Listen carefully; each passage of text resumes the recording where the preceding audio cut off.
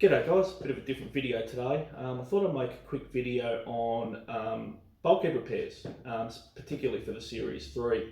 I wanted to make a quick video that's short and sharp, that gets to the point about the things that you guys need to consider before doing your own repairs. Basically stuff like what's available on market, the trouble points, tools to use, and just a general overview of what to expect before you complete your own builds. So first we'll head outside and we'll have a look at one of the old bulkheads that I used as a donor and discuss some of those points.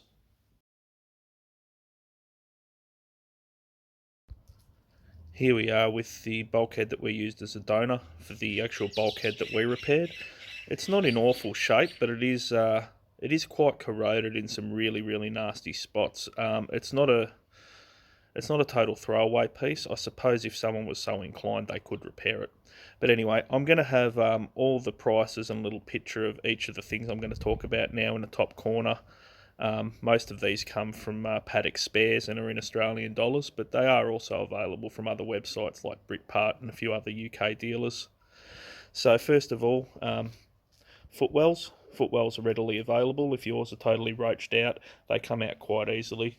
It's a matter of drilling out spot welds and buying the replacement piece. They come in both left and right hand drive, so there's no issues there either.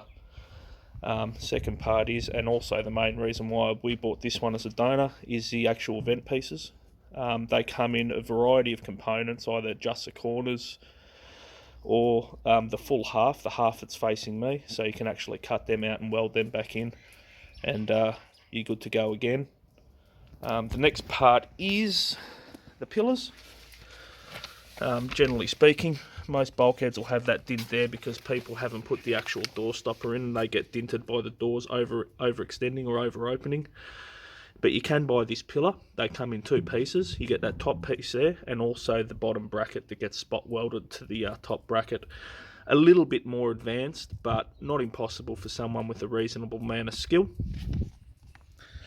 The other part is the actual component here, the bracket. Not super easy to get. I have seen them on UK sites and they're not as good as the originals. They're a bit more square looking, but they are actually available. Now the really hard part is, that I found most difficult, is this angle section that actually runs the length of the whole bulkhead. Generally speaking, most of them are totally roached out, and I don't understand why somebody doesn't actually produce them. I have seen them on websites in the UK on really difficult to find sort of areas. They do exist, but yeah, really hard. They're actually, if you have a look, where can I show you? You've got this piece that runs along the front, and you've actually, this piece forms part of the rear of the actual bulkhead. So yeah, that's one really big thing to consider when you're repairing one of these, actually fixing up that angle there. On the other side now, other parts that I haven't seen but are possible to repair, the transition tunnel itself, if that's roached out, you're going to have to fabricate your own or get someone to fabricate one for you so you can put it back on. The curved section here, you can see I've taken a piece out of there to patch up my project.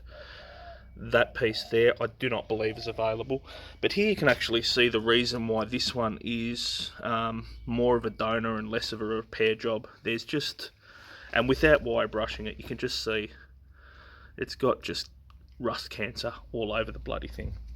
Anyway, so let's go back inside and we'll talk about some of the tools you guys are going to need to take on this kind of a repair. Alright, so you've got your bulkhead and you've decided it's time to start. What's the first step? We've basically got two options. One, you can take it away and get it sandblasted by a professional, or if you're lucky enough to have your own sandblasting equipment, go and sandblast it yourself. That's great, but there's no reason on a budget why you can't use one of these. Grinder, wire brush, there's a variety of different sizes. You really need to be quite aggressive in this part. You really have to identify the actual sections that need repair, and a wire brush and or sandblasting is going to be your best option. It's going to be totally brutal. Any thin points are going to just get blasted away, and then you actually know what you're dealing with. Now let's talk welding. So when it comes to welding, I exclusively use a MIG welder. Um, I have seen some guys that have got TIGs and they'll use TIG welding as a repair tool, and that's fine. If you're more comfortable using a TIG, that's fine. I find it more difficult because at least with MIG, you've got a hand free to manipulate the material as you go. Forget about using flux core wire or gasless MIG, or for that matter, a stick welder. When you're dealing with thin sheet metal, well, at least I'm not skilled enough to do sheet metal repairs. When you've got slag and stuff like that involved, you do need shielding gas. That is an added cost, but yeah, in my humble opinion, you just have to have it. Now, as far as some tips are concerned, I highly recommend getting a lump of copper like this. I've got a couple. This is actually an old copper hammerhead. What that allows you to do is when you're repairing pinholes on sheet metal, you can actually stick that behind your pinhole and just weld straight over it. The weld will not stick to the copper. It'll take some heat out of the sheet metal and you won't be chasing a pinhole over a couple of 100 mil, trying to keep filling it as you keep burning out the steel. But yeah, get some copper. A few more tools and a little bit of information about some of the processes. When it comes to grinding back your welds, I almost exclusively will use a flat disc like this. I think they're great. Be wary that they're quite aggressive, and if you're not careful, you can make a mess of things. If that's something that you're concerned about, you can just use one of these, which is just a flat sander, which fits on your grinder. It's a lot less aggressive and less chance that you're going to make a mess of things. It does take longer, but yeah, there's nothing wrong with using something like this. Rust converter, this is nothing special, this is just the brand that I bought. It's a must-have. The way that these bulkheads are constructed with multiple pieces of steel being spot welded together, as you do your repairs, you're going to find that there is going to be surface rust on the internals. And in order to combat that, a rust converter, then a wipe down and a spray with some paint. I used Colgal spray, and at least then you know that that bulkhead's going to be good for another 50 years.